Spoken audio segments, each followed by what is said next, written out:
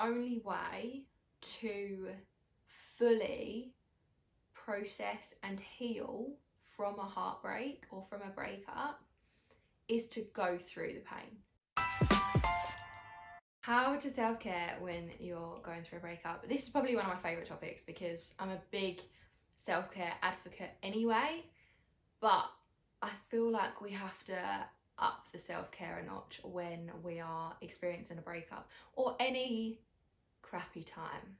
So specifically when you're going through a breakup, I feel like everything kind of falls to shit depending on the impact of the breakup, the level of the breakup that you're going through. But there were times for me where I didn't want to get out of bed. I didn't want to wake up in the morning because I knew that as soon as I opened my eyes, the reality of the relationship being over would come to me and I just couldn't handle it.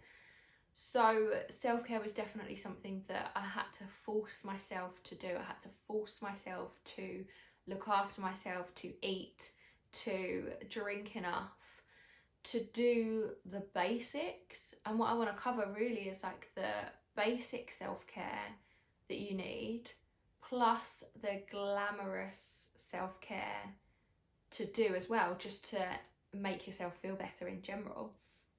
So before we talk about the self-care, what I really want to say is that it's okay to be sad. Like, give yourself permission to be sad. Like, not just, oh, I feel a bit sad today, but fully heartbroken, emotional, hysterical, depressed. Like, give yourself permission to let those feelings come out. They're not fun feelings. Nobody likes experiencing them. But if you don't let them out, they will stay buried until at some point things will just pile on top, on top. And then there will come a point where you will just explode with emotion. And that might be anger, it might be being really upset, it might be, I don't know, anything. But there will come a point if you don't let these feelings out that they will build up and the blowout will be so much worse than if you just experience them in the moment. I also want to say, from my own experience, the only way to fully process and heal from a heartbreak or from a breakup is to go through the pain. The quicker you can allow yourself to feel the feelings, to be sad, to feel the emotions, the quicker you'll be able to come out of the other side of it. And that's from two comparisons. So my first big breakup, which I've spoken about on the podcast before, but my first big breakup was when I was 21 and we were together for about 3 months, and it was a massive whirlwind, but it was super intense. I was head over heels in love with him. We were looking at mortgages together, we were looking at buying houses, we'd been on holiday, we'd booked another holiday, we were talking about marriage and kids, and it was so intense and fast paced, and I genuinely thought he was the one. And then when it was over, I couldn't cope with the fact that it was over. I couldn't come to terms with it, and I ran, like running away or distracting myself or trying to force myself to like hook up with other guys, for example. That was how I tried to process it, but it took me, I'd say, a good 3 or 4 years to fully, and even then I'm not sure I would say fully heal from the breakup, because I took a lot of the fear and the way that I was made to feel in that breakup into my next relationships, which negatively impacted them in a massive way. But I didn't allow myself to just sit and be sad. I was like, no, I'm not letting this happen to me. It was kind of the catalyst that made me decide to travel the world on my own, which was fantastic. But the reason that I wanted to travel the world was because I wanted to run away from my ex. So in doing that, it took me a really long time to heal. Whereas when I went through my last breakup, we'd been together for 5 years, I'd known him for 7, I'd been in love with him for about 6.5. We'd been in a bit of a situationship for like 1.5 years before we became official. We'd been through a lot together. And instead of, like, this breakup was completely unexpected, it kind of happened in a similar way to my other, like the first big breakup, completely unexpected, happened overnight. Instead of running away, I mean, for a start, I couldn't actually run away because 3 months later or 4 months later we went into lockdown, but I sat with the feelings, with the emotion, with the sadness. I spent weeks on the sofa when I needed to. There were times where I was like, nope, getting out. I think a week after the breakup I signed 6 new clients, so I had to get up and get out, which was amazing. But then on the days where I just could not function because I was so heartbroken, I just allowed myself to. Got my duvet, snuggled up on the sofa, put Sex and the City on, had my dog with me, had tubs of ice cream, and I allowed myself to process them. I did lots of different exercises, like writing letters to him and then obviously destroying them, not sending them to him, destroying them. I did lots of different things to allow myself to feel those emotions and process those emotions. And in allowing myself to feel those emotions, I was able to heal from the breakup in a much quicker time. So I think the timeline was probably around the 2-year mark from where I felt like, I'd say 95% healed. There's still little bits of work to be done. And I know that going into a new relationship, there'll be new layers to heal because other things will come up, as they always do from the past. But allow yourself to be sad. Give yourself permission to be miserable. Just let it out. Cry. Watch things that you love. Sex and the City box sets my always go to. Like whenever I go for a breakup, it's like, get the box set out, start it from the beginning, watch the whole lot in one go. Maybe not one go, but over a course of a couple of days. So that's the first thing that I wanted to say before we dive into the self-care. And then when it comes to the self-care kind of things, you have the basic self-care and you have the glamorous self-care. So the basic self-care, and I want to look at this on 3 different layers. So I have a concept called the 90-90 mindset concept, and there are 3 core values of this concept. The first being that you only need to be 90% confident 90% of the time to get what you deserve in life. The second core principle is that you only need 90 seconds of confidence to make a decision or take an action that will change your life. And the third core principle is that there are 3 layers of confidence you need to work on to become 90% confident 90% of the time. But these 3 layers are also appropriate for the self-care stuff. So they're essentially 3 layers that you need to work on continually to feel good about yourself, to feel confident, to feel positive, to feel happy, to feel rested, to feel balanced. So the 3 layers are think, act, and feel. So when it comes to self-care, you want to be caring for your mindset, so the thoughts that you're thinking, changing your inner narrative, becoming aware of any negative thinking that is impacting how you feel about yourself post-breakup.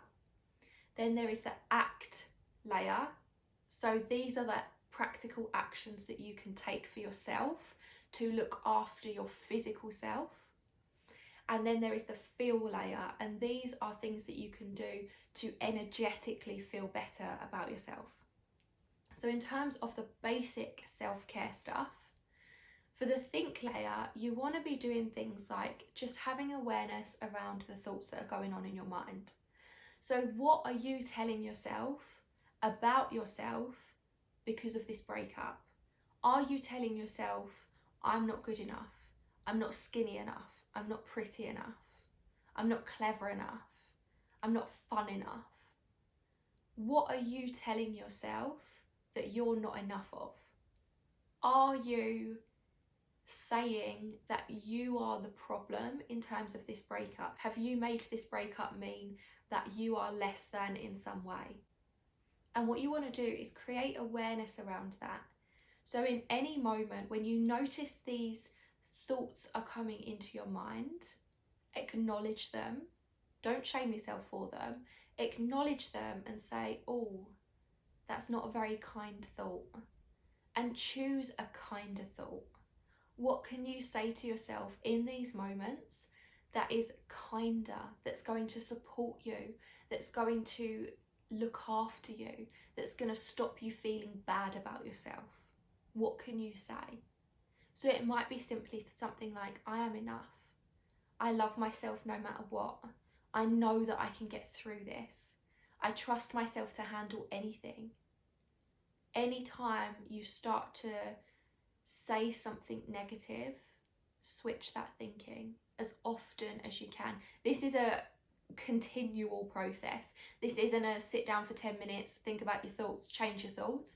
This is a continual create that awareness throughout the day. So just slowly shift to kinder thoughts about yourself. And this isn't about toxic positivity. This isn't about trying to be positive and feel good and tell yourself you're amazing when you feel like shit.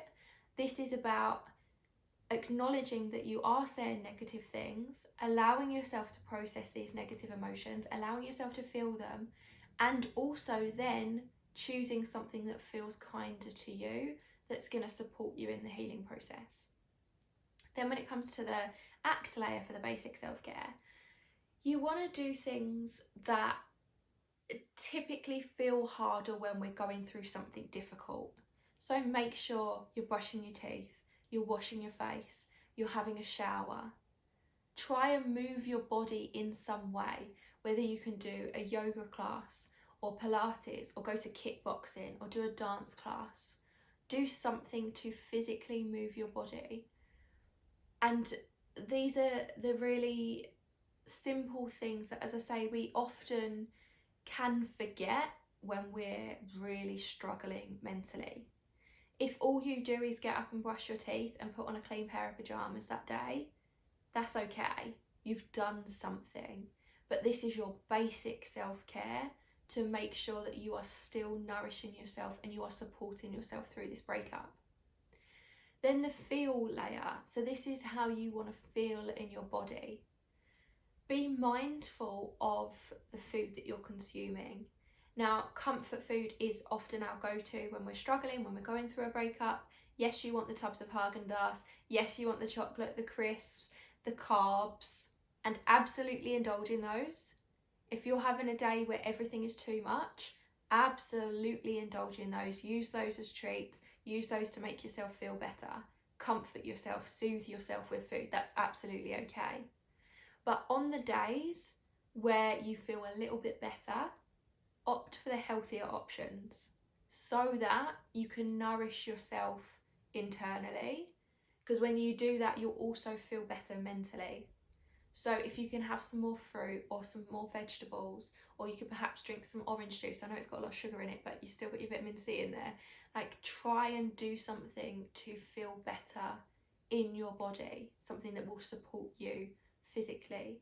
And if you can, things like meditation can really help you to just quieten your mind and just give you a few minutes of peace. Even if it's just 5 minutes a day, you're getting that break from the sadness, from the despair, from the upset, the hurt, the anger, and you're just having that 5 minutes of inner peace, and that will dramatically change how you feel about yourself. So they're really like the basic, simple things that aren't going to take a lot of energy from you or a lot of effort. And I wanted to talk about the more glamorous things. So the things that most people think about when it comes to self-care, the exciting things, the things that we enjoy more. So again, the think layer, this is where you want to try and incorporate things like repeating affirmations. So instead of just changing your thoughts, you want to consciously repeat positive phrases to yourself, like, I am lovable, I am enough, I am deserving of a healthy relationship, I love myself unconditionally, I trust that I can get through anything that life throws at me. And repeat those regularly. You could even set a timer. You could record a voice note, for like a voice memo, and just play it back to yourself over and over again. You could write them out in your journal. But this is the more intense mindset work. And also what would come into this is things like journaling practices. So answering certain journal prompts, writing out empowerment lists such as 50 reasons I love myself, or 30 things that I love about my body, so that you're really dialing up the positive, empowering thoughts in your mind. These are kind of the fun practices, if you like.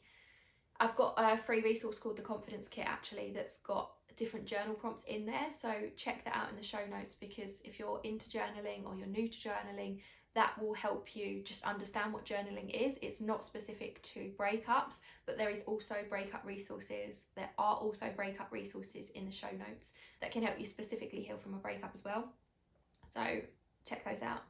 But they're the kind of things: affirmations, journal prompts, empowerment lists, mindset monologues. This is something that I talk about inside the confidence course.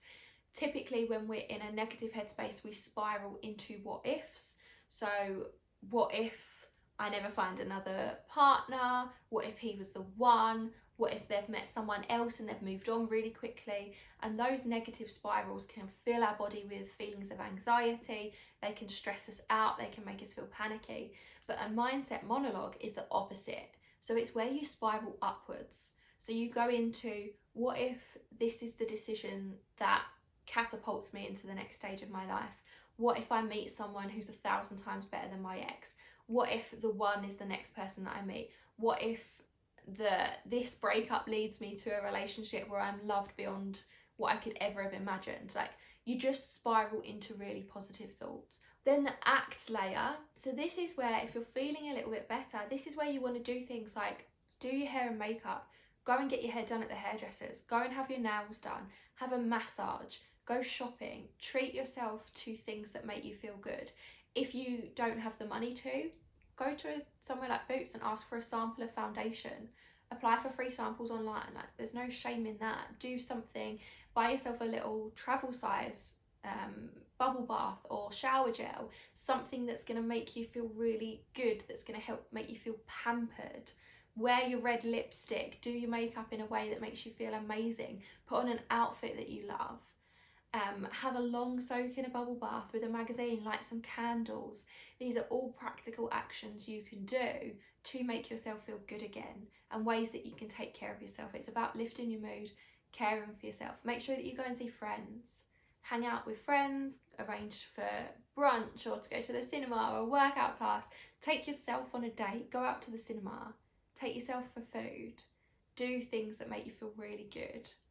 And then on the feel side of things, the feel layer, in terms of the glamorous kind of stuff, you want to get into more energetic practices. So massages can fall into this category. Maybe go for a Reiki session. Maybe go for a card reading or speak to counsellors or therapists. You could do things like breath work. Breath work for me changed the game for me. So when I went through my last big breakup, it was the end of 2019, but at the end of 2019 or beginning of 2020, I started doing breathwork sessions, and I went every single week for a year, apart from twice. I missed 2 classes. I went every single week for an entire year, and it wasn't pretty. It wasn't like a fun, like glamorous yoga session type thing. It was emotional. I sobbed my heart out every session for a good 4 months. Not just like a little bit of crying, like sobbed, really snotty, ugly crying face, hysterically crying. But for me, it really helped me to process things. It helped me to get out all the emotion. It was like an hour a week for me to just be in that energy, be in that sadness. If I needed to be in sadness, sometimes I'd come out feeling really empowered and really uplifted. But it gave me that time to just be with myself, to process, to let out the emotions, to try and help myself move on. And breathwork's amazing because you don't, like, yes, it's active. So for 30 minutes of the breathwork sessions I do breathwork sessions with someone called Marie Holden, and I'll leave the link to her stuff in the show notes because she's amazing. I've worked with her since 2018 now. She's a mindset coach and energy healer, and she's just brilliant. But the way she runs her breathwork sessions is, for the first 30 minutes of the class, you do something called active breathing. So you do 2 breaths in through your mouth and then 1 breath out through your mouth.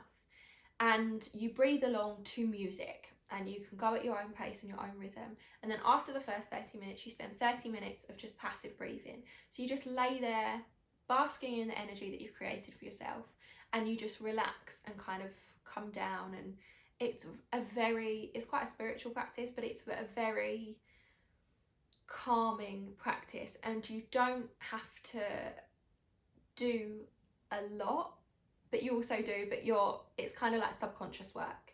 So you'll get into all the stagnant energy that's in your body. You'll get into the kind of subconscious stuff. Your body knows what it needs to release, and it releases it through your breathing. And I am a massive advocate for it. So something like that can really help you to feel better. Also practices like EFT, where you tap on certain points of your body, and as you repeat what's called a script, so that again you can release things subconsciously and shift the energy around. So I'd highly recommend doing those things. And they're kind of the more glamorous types of self-care. But I think what's really important is to reconnect with yourself. So spend some time reconnecting with you, with who you are, with your values, with what you want to achieve from your life. Recreate your vision. Come back to yourself and who you are without that person. That's really important, and the self-care practices are really what helps us to do that. When you focus on self-care, you're able to reconnect with yourself deeper. Once you've reconnected with yourself, that's kind of an ongoing practice. But to help you with that, you might want to create yourself a routine or a ritual that you can do every day. It could be simply like a 5-minute morning routine, could be an hour-long morning routine, could be a 10-minute nightly ritual. My evening ritual is really, really simple, but I do it every single night, and it always makes me feel really good about myself, and that's what we want. And something else that's really important to mention is talking to friends and family. That can be self-care as well. I know for me, when I'm going through something really hard, I shut down, I hibernate, I step back from everyone, I don't want to talk to anyone, I just want to be me on my own.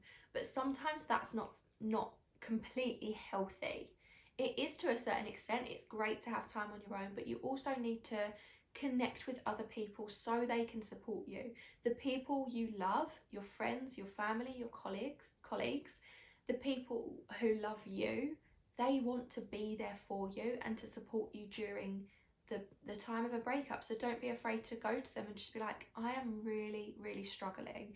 And it can feel hard at first, but the more you get used to asking for help, the easier it will become.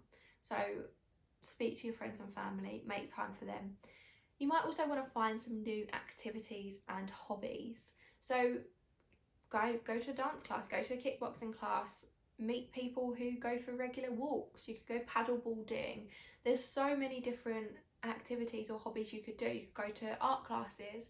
Find something that you've always wanted to do and commit to doing that for yourself. Now that you're by yourself, what you want to do is find something that lights you up, that gets you out of the house, that reminds you that there is a life outside of your partner and this breakup. You get to create a whole new life for yourself right now. How exciting is that? See this as an exciting opportunity of, I can literally do anything I want to do now because I've got no one that I'm tied down to. So find a new activity, find a new hobby. And as I said before, just give yourself permission to grieve for as long as possible. The grieving process varies from person to person. Give yourself time to grieve. It might be a few weeks, it might be a few months, it might even be a few years, and that's absolutely okay. There are 5 stages of grief that we experience. They are denial, anger, bargaining, depression, and acceptance. And this is something I talk about in my the Breakup Bounce Back course. So we talk about how to work through each stage of the 5 stages of grief when it comes to a breakup. So it's not so much self-care practices, but it's practical exercises that you can do to help you move through that stage of grief. And then there's also other modules to help you rebuild your self-confidence recreate your vision for your life moving forward, and to help you release the past as well. So there's the 4 stages of that course. So it's get over your ex, release the past, rebuild your self-confidence, and rewrite your future. So if you want to check that out, you can do that, and that's going to support you even more. So going through a breakup isn't easy. Nobody said it would be. Some might feel easier than others, some might be harder than others, but you really want to prioritise your self-care, because the more you care for yourself, the better you're going to feel, and the better you feel, the easier it's going to be for you to heal from that heartbreak and for you to come out the other side of that breakup much quicker. So don't feel like you can't take care of yourself. Self-care isn't selfish.